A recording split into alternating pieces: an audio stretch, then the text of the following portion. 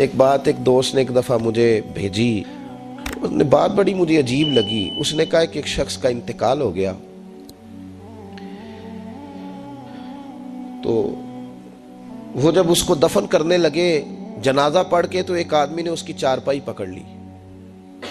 اس نے کہا اس نے میرا 45 لاکھ روپیہ دینا ہے، پہلے پیسے دو گے پھر دفن کرنے دوں گا، پیسے دے دو دفن کر لو۔ زور سے پکڑی، اب رش ہے، 3 بیٹے بھی تھے تو جائیداد بھی تھی، سارا کچھ تھا۔ ان 3 بیٹوں سے لوگوں نے کہا کہ تیرے ابے کو وہ دفن نہیں کرنے دے رہا، شور ہے تو، اور وہ بندہ بھی وہ تھا جو بڑا قریبی تھا اس کا، اس کے والد کا پارٹنر تھا، تعلقات تھے، تو اس نے کہا کہ پہلے پیسے دو پھر دفن کرنے دوں گا۔ اب وہ 3 بیٹے کہنے لگے کدھر سے پیسے دیں، 45 لاکھ ہی کہہ دیا ہے، ہمیں تو ابا نے کوئی نہیں بتایا، حالانکہ جائیدادیں ہیں، مکان ہے، سارا کچھ ہے، تو بھائی ہم کدھر سے دیں؟ چلو 2-4 لاکھ کی ٹھیک ہے، وہ تھوڑا سا کرے نرم رویے کو تو ہم کرتے ہیں، شور تو ہے، لیکن کدھر سے دیں 45 لاکھ؟ جب بات بہت تیز ہو گئی، شور ہو گیا، وہ انسان مجنون بن کے اس نے چارپائی تھامی ہوئی ہے، کہتا نہیں پہلے پیسے دو گے پھر دفن کرنے دوں گا۔ 3 بیٹے تھے تو ایک بیٹی بھی تھی، بیٹی کو گھر میں پیغام گیا کہ تیرے ابا کو دفن نہیں ہونے دیتے، اس نے سارا زیور اتار کے بھیج دیا۔ اس نے کہا اس چچا سے کہو میرے ابا کے اس دوست سے جس نے قرضہ لینا ہے کہ یہ رکھ لے، اور میں تھوڑے تھوڑے کر کے پیسے لوٹا دیتی ہوں، پر میرے باپ کو مرنے کے بعد یوں رسوا نہ کرے، اس کو دفن تو ہونے دے، میں ایک پائی دے دوں گی، میرا وعدہ رہا۔ جب وہ بیٹی نے 8-10 لاکھ کا زیور بھیج دیا تو وہ قرضہ لینے والا شور کرنے لگا۔ اس نے کہا او مجھے پتہ چل گیا، مجھے معاف کر دو سارے اور اسے دفنا دو۔ کہا کیا ہوا؟ تو وہ کہنے لگا میں نے اس سے 45 لاکھ لینا نہیں تھا، میں نے دینا تھا، تو میں غور کر رہا تھا کہ اگر تو میں نے اعلان کر دیا نا کہ 45 لاکھ میں نے دینا ہے تو 110 نکل آئیں گے وارث کہ مجھے بھی دو مجھے بھی دو، تو میں نے یہ رویہ اس لیے اختیار کیا ہے کہ میں دیکھوں اس کا اصل وارث ہے کون۔ تو اصل وارث وہ بیٹی ہے جس نے اپنے کانوں سے بندے بھی اتار کے بھیج دیے، اور جس نے اپنے وہ شادی والے دن پہننے والے زیورات، پہلی رات کا وہ اس نے زیور بھی سارا اتار کے دے دیا۔ اس نے کہا کہ باپ کا کفن نہ میلا ہو جائے، تو اصل وارث بھی بچی ہے۔ اس نے کہا اس نے مجھے وصیت کی تھی ہر ایک کو نہ دے دینا، میرے اصل وارث کو دینا، تو مجھے اصل وارث مل گیا ہے، اب میں کسی اور کو نہیں دوں گا، اس بیٹی کو دوں گا جس نے باپ کے لیے قربانی دی۔ تو یاد رکھے جنہ لی تو پاپ کمائے ہو کتھے نہیں تیرے کر دے۔ تو اس لین دین کے معاملات اپنے صاف ستھرے رکھیں، ان کے اندر کسی قسم کی وہ چیز نہ پیدا کریں کہ جو ہمارے لیے بڑی باعث پریشانی بن جائے۔ تو میں یہ سمجھانا چاہ رہا ہوں آپ حضرات کو، اپنے بھی بھائیوں کو، دوستوں کو، کہ کوشش فرمائیں کہ آپ، اور یہ یاد رکھیں وہ میری اماں کبھی کبھی میرے ننھال سے نا کوئی چیز آتی تھی نا بطور تحفہ کے کسی چیز، تو میری اماں کہتی تھی میرے ماموں سے یا میرے نانا سے کہ بس ٹھیک ہے یہ آپ تھوڑا سا دے جائیں باقی لے جائیں، تو کہتے نہیں رکھ لے۔ تو اماں کہا کرتی تھی کہ اپنے گھر سے بندہ کھائے تو پھر ہی پوری پڑتی ہے، کوئی دے گا تو کیا اس میں کتنی دیر، ایک دن بندہ کھا لے گا۔ وہ کہا کرتی تھی کہ اگر پورا کرنا ہے نا خرچہ تو بندہ اپنی کمائی سے ہی پورا کرے تو پورا ہوتا ہے۔ اگر کسی کے 10,000 سے آپ سمجھتے ہیں کوئی فائدہ ہوگا تو کچھ نہیں ہوتا، آپ کے دست و بازو جو ہمت کر کے لائیں گے اسی سے گزارا ہوگا۔ کسی کا 50,000 رکھ کے کتنا وقت بیت سکتا ہے، 1 لاکھ سے کیا مطلب، کیا بندہ کر سکتا ہے؟ تو سہارے نہ ڈھونڈو، خوددار بنو۔ طریقت میں، تصوف میں خودداری، ترمذی شریف کی ایک حدیث ہے مجھے بڑی پسند ہے، میں سمجھتا ہوں یہ حدیث اگر لوگ سمجھ جائے نا تو بات بن جائے۔ نبی پاک صلی اللہ تعالی علیہ وسلم نے لوگوں سے کہا لوگوں چاہتے ہو کہ تم اللہ کے محبوب بن جاؤ؟ تو صحابہ کے چہرے کھل اٹھے، کہا یا رسول اللہ صلی اللہ علیہ وسلم بالکل چاہتے ہیں۔ فرمایا جو اللہ نے تمہیں دیا ہے اس پہ راضی ہو جاؤ، اللہ کے محبوب بن جاؤ گے، اللہ تم سے پیار کرے گا۔ اور پھر فرمایا چاہتے ہو کہ لوگ بھی تم سے پیار کریں؟ لوگ بھی کریں یا رسول اللہ، دل کرتا ہے۔ تو نبی پاک نے فرمایا کسی بندے کی جیب کی طرف کبھی نہ دیکھنا، جو سامنے والے کی جیب میں ہے اس سے بچ جا، اس کے مال پر نظر ڈالنی چھوڑ دے، لوگ بھی تجھ سے پیار کرنے لگ جائیں گے۔ لوگوں کے مال کی طرف نہ دیکھ، آپ رکھ لیں کسی کا 500 روپیہ بھی، وہ کہے گا بندہ ہی نہیں صحیح، میرا 500 کھا گیا۔ یہ مت سمجھے کہ بڑا امیر تھا اس کو فکر ہی کوئی نہیں، نا۔ ان معاملات کے اندر لوگ کہیں نہ کہیں بول ہی جاتے ہیں، کہیں نہ کہیں بات کر ہی جاتے ہیں، کسی نہ کسی جگہ زبان پھسل ہی جاتی ہے۔ تو مہربانی فرمائیں، مہربانی کریں، آپ اس بات پہ ضرور غور کریں، اور یہ میری اپیل ہے، آپ میرے پیر بھائی ہیں، عزیز ہیں، کہ کوشش فرمائیں لین دین کے معاملات کو 110% صاف رکھیں۔ کوشش کریں جہاں کوئی چیز دینی ہے، خریداریاں بعد میں ہوتی رہیں گی، جائیدادیں بعد میں بنتی رہیں گی، قرضے نہیں ہونے چاہیے، قرضہ نہیں ہونا چاہیے۔ میں ایک بزرگ سے کبھی کبھی ملتا تھا تو میں کہتا تھا حضرت جی حالات کیسے ہیں؟ تو کہتے ہیں الحمدللہ کسی کا دینا کچھ نہیں، الحمدللہ کسی کا۔ تو اس شخص وہ جب بات کرتا تھا تو مجھے یوں لگتا تھا کہ جیسے وہ شخص نعرہ لگا رہا ہے، الحمدللہ کسی کا دینا کچھ نہیں، یہ اللہ تعالیٰ کا شکر ہے۔ اور پھر وہ کبھی کبھی یہ بھی کہا کرتے تھے کسی سے 200-250 لینا ہوگا، میں نے دینی کوئی شے نہیں، کوئی کبھی کبھی ٹٹولو گے تو میرا کسی طرف کوئی نکل ہی آئے گا، لیکن میں نے کسی کا دینا کوئی نہیں۔ میرے اسا فرمایا کرتے تھے ہماری تو طریقت بھی بڑی دلیر ہے۔ میں نے ایک دفعہ کہا حضور نظریہ طریقت کیا؟ فرمانے لگے ہماری تو طریقت بھی بڑی خوددار ہے، ہم مریدوں کا خرچ نہیں کراتے، ہم تو کئی دفعہ مریدوں پہ خرچ کر ڈالتے، ہماری تو طریقت بھی بڑی توانا ہے، نے تو مزاج ہی بڑا انوکھا پایا ہے۔ تو مہربانی فرمائے لینے دینے کے ماں۔ ایک حدیث بخاری میں بڑی مزیدار ہے، بخاری میں، سبحان اللہ۔ اور بخاری شریف قرآن مجید کے بعد امت مسلمہ کے پاس سب سے معتبر کتاب کا نام بخاری شریف ہے۔ نبی پاک صلی اللہ علیہ وسلم نے فرمایا ایک بھائی اپنے بھائی سے قرضہ لینے لگا، ایک دوست اپنے دوست سے پیسے لینے لگا۔ اس نے کہا یار پیسے تو میں دے دیتا ہوں پر کوئی گواہ۔ اس نے کہا غریبوں کے گواہ نہیں ہوتے، میرا گواہ اللہ ہے۔ اس نے کہا کسی کی ضمانت دے دو۔ اس نے کہا میری کون ضمانت دے گا، میری ضمانت میرا اللہ ہی دے گا۔ وہ بات ہو گئی 1000 دینار، اس کو بات بڑی پسند آئی، کہا اللہ کے نام پر تو کہتا ہے، اللہ بھی گواہ ہے ہمارے درمیان اور اللہ ہی ضمانتی ہے، تو لے لے پیسے۔ 1000 دینار دے دیے۔ اب وہ بندہ دریا کے پار چلا گیا۔ یہ دیکھیں، اب اس حدیث سے آپ درس دیکھیں، یہ حکایت نہیں، یہ میرے رسول پاک کا بیان کیا ہوا فرمان ہے۔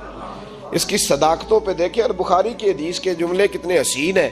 نبی پاک صلی اللہ علیہ وسلم نے فرمایا وہ جس نے پیسے لیے بطور قرضہ وہ دریا کے پار چلا گیا، محنت مزدوری کرتا رہا، جب مقررہ وقت آیا تو اس نے 1000 دینار جو وعدہ کیا تھا کہ فلاں تاریخ کو دے دوں گا، اس تاریخ کو اس نے 1000 دینار لیے اور دریا کے کنارے پہنچ گیا کہ مجھے کشتی ملے تو میں اس تک پہنچاؤں۔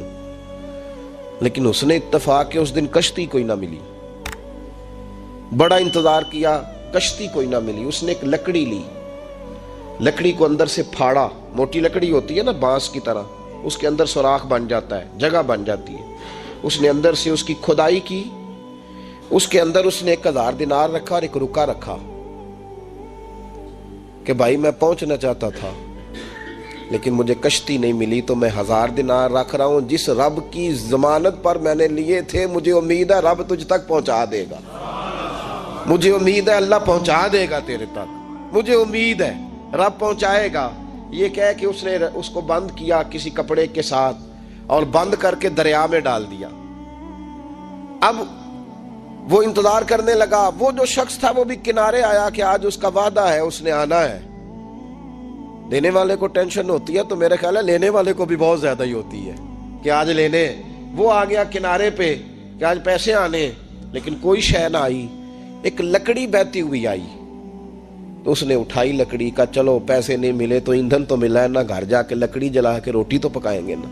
اور لکڑی اٹھا کے گھر لایا، گھر لا کے جب اس کو چھیلا، توڑنے لگا کہ ٹکڑے کر کے اس سے آگ جلاتا ہوں، اس نے کھولی تو اندر سے رکا بھی نکل آیا اور 1000 دینار بھی نکل آیا۔ رب کریم کا انداز دیکھو کہ دریا کتنا چوڑا ہوتا ہے اور جو کاغذ ہوتا ہے وہ پگھل جاتا ہے دریا کے اندر، لفظ مٹ جاتے ہیں، لیکن ہر چیز کو بحفاظت میرے رب کریم نے پہنچا دیا۔ اس نے جب اس کو کھولا نا تو 1000 دینار بھی نکل آیا، مقررہ وقت پہ اسے پیسے بھی مل گئے، وہ بڑا راضی ہوا۔ اب یہ بندہ آیا کچھ دنوں کے بعد دوبارہ 1000 دینار کا اور بندوبست کر کے لایا، پتہ نہیں اس تک پہنچے کہ کہیں گم ہو گئے۔ 1000 دینار کا اور بندوبست کر کے لایا، معصوم آمنہ حبیب کبریا سید کون مکان صلی اللہ علیہ وسلم کس حسن کے ساتھ اپنی امت کو حسین اخلاق سکھا رہے ہیں۔ نبی پاک علیہ السلام فرمانے لگے غلاموں ایک اور 1000 دینار لے کے دروازے پہ آیا اور دستک دے کے کہنے لگا میرا رب گواہ ہے کہ میں نے کوشش کی تھی پر مجھے کشتی نہیں ملی، میرا رب گواہ ہے کہ میں نے ہمت کی تھی پر موقع نہیں ملا، اللہ جانتا ہے جس رب کی ضمانت پہ میں نے تجھ سے پیسے لیے کہ میری کوشش پوری تھی پر موقع نہیں ملا، میں آیا ہوں پیسے رکھ لے۔ اس نے کہا اگر اللہ تیرے اور میرے درمیان گواہ تھا پھر وہ کریم بھی بڑا ہے، تو نے دریا میں ڈالے تھے تو رب کریم نے باحفاظت مجھے پہنچا بھی دیے اور تیری عزتوں کو اس نے برقرار رکھا ہے، میرے دل میں تیری گویا قدر بڑھ گئی ہے۔ او بھائی جو رب کریم پہ بھروسہ کرے، جو اللہ پہ بھروسہ کرے اور ارادہ کرے، اور اسی طرح کی ایک اور حدیث سیاستہ میں موجود ہے، نبی پاک صلی اللہ علیہ وسلم نے فرمایا ایک بندے کا ارادہ تھا قرضہ دینے کا، اس کا پروگرام تھا واپس کروں گا پیسے، محنت کر رہا تھا، جدوجہد کر رہا تھا، کوشش تھی، وہ نیت اس کی صحیح تھی، دبانے کا 1% بھی ارادہ نہیں تھا، کوشش جاری تھی، ہمت کر رہا تھا، فوت ہو گیا۔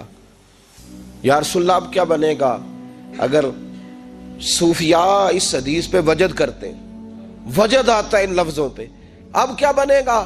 تو میرے محبوب فرمانے لگے قیامت کے دن اللہ اپنی رحمت سے اس کے قرضے ادا فرما دے گا۔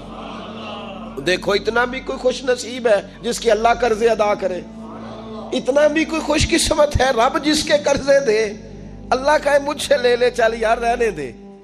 او بھائی ان لفظوں کو دیکھیں نا، جس مبارکہ میں سرکار دو عالم صلی اللہ علیہ وسلم نے فرمایا قیامت کے دن 2 بھائی، ایک بھائی پہلے انتقال کر گیا، ایک بعد میں فوت ہوا، جو پہلے چلا گیا اس کے کچھ حقوق بعد والے نے دینے تھے، سمجھ لے کچھ قرضے تھے، اب وہ پہلے فوت ہوا، اسے بعد میں احساس ہوا، اس نے کوشش بھی کی، معافیاں بھی مانگی، لیکن اب وہ فوت ہو چکا تھا۔ تو نبی پاک صلی اللہ علیہ وسلم فرماتے ہیں قیامت کے دن چونکہ یہ معافیاں بھی مانگتا رہا، توبہ بھی کرتا رہا، بڑی اس کو صحیح احساس ہو گیا، ندامت والی توبہ کی، لیکن اب جس کا حق تھا وہ تو فوت ہو گیا، اب کیا کرے؟ تو محبوب فرمانے لگے فوت ہوگا نا، جس نے دینے تھے پیسے، جس کے ذمہ حقوق تھے، لیکن وہ جس کے دینے تھے وہ تو چلا گیا، سمجھ لے کوئی وارث بھی نہیں۔ تو فرمایا جب یہ فوت ہوگا تو قیامت کے دن جو پہلے فوت ہوا تھا وہ مقدمہ کرے گا کہ یا اللہ اس نے میرا مال دبایا، میرے پیسے لے کے دے، تو رب کریم فرمائے گا چل یہ بڑیاں معافیاں مانگتا رہا، اسے معاف کر دے۔ اللہ فرمائے گا، وہ کہے گا نہیں یا اللہ مجھے بڑا ستایا، مجھے بڑی تکلیف دی، میرے حقوق ضائع کیے، میں نہیں معاف کرتا۔ تو رب کریم فرمائے گا ذرا اوپر اٹھنا، چل بعد میں بات کرتے ہیں، اٹھ تو صحیح، وہ جنت میں ایک محل بنا ہوا ہے، ذرا اس کی طرف تو نظر ڈال۔ اس نے نظر ڈالی تو یہاں تو کوئی اچھا انجینئر بنائے کوئی مکان تو نظر جو ہے وہ ہٹتی نہیں، تو جس مکان کو رب تیار فرمائے، جس کو اللہ بنائے، اس سے نظریں کیسے ہٹتی ہوں گی؟ اس نے دیکھا تو دیکھتا ہی گیا، دیکھتا ہی گیا۔ عرض کرنے لگا مولا یہ کس کا مکان ہے؟ تو محبوب علیہ السلام فرماتے ہیں رب کریم نے فرمایا اس کا ہے جو اس کی قیمت دے گا۔ کہا یا اللہ کون قیمت دے گا؟ فرمایا تو بھی دے سکتا ہے۔ یا اللہ میں غریب فقیر میں کیسے قیمت دوں؟ تو اللہ فرمائے گا چل تو اپنے بھائی کو معاف کر دے، میں محل تجھے دے دیتا ہوں، تو معافی دے دے، محل تیرا ہوا۔ تو حضور فرماتے ہیں 3 دفعہ بولا، کہنے لگا یا اللہ میں نے معاف کیا، یا اللہ میں نے معاف کیا، یا اللہ میں نے معاف کیا۔ تو اللہ فرمائے گا پھر بھائی کا بازو پکڑ، وہ ایک محل نہیں، وہ ایک ہی نقشے کے 2 بنائے ہوئے ہیں، اس کا بازو پکڑ، دونوں جنت میں چلے جاؤ، میں نے تم دونوں کے لیے گھر بنا دیا ہے۔ تو اپنے معاملات صحیح کرنے کی کوشش کریں، اپنے معاملات صحیح کریں۔ ہم اس سلسلہ عالیہ میں داخل ہیں کہ حضور غوث اعظم رضی اللہ تعالیٰ عنہ کے والد کا مشہور واقعہ ہے کہ بھوک لگی تھی تو دریا میں بیٹھا ہوا سیب کھا لیا تھا، سیب کھا لیا غوث اعظم کے والد نے۔ تو پھر کہنے لگے او خو یہ میں نے کیا کیا؟ جس سمت سے وہ سیب آیا تھا وہاں جانے لگے، وہاں ایک باغ تھا، پیچھے جا کے ٹہنیاں جھکی ہوئی تھیں، یہاں سے سیب آیا، باغ کے مالک بھی بزرگ تھے، ان سے جا کے کہا غلطی سے کھا لیا ہے، معافی مل جائے۔ انہوں نے کہا معافی اتنی جلدی نہیں ملتی۔ کیسے ملے گی؟ فرمایا 12 سال مالی بن کے میرے باغ کی نوکری کر۔ تو خدمت کرنے لگے تو حضور غوث اعظم کے نانا جی کہتے ہیں بچہ مجھے بھاگ گیا، کہنے لگے حضور چلے معاف کر دیں اب۔ تو کہا معافی نہیں ملے گی، میری ایک بیٹی ہے، آنکھوں سے اندھی ہے، آنکھوں سے اندھی، کانوں سے بہری، زبان سے گونگی اور پیروں سے لنگڑی، اس سے نکاح کر، پھر معافی ملے گی۔ کھایا کیا؟ ایک سیب۔ تو حضور غوث اعظم رضی اللہ تعالیٰ عنہ کے والد کہنے لگے مجھے گوارا ہے، آپ کر دیں نکاح، پر وعدہ کریں مجھے معاف کر دیں گے نا؟ تو کہتے ہیں نکاح ہو گیا۔ جب پہلے دن میں حجرہ عروسی میں داخل ہوا تو میں نے پلنگ پر کوئی معذور نہیں، جنت کی حور کی مثل عورت بیٹھی دیکھی، اور جس کا حسن بتاتا تھا کہ چہرے سے زیادہ باطن میں اللہ نے روشنی عطا فرمائی ہوئی ہے۔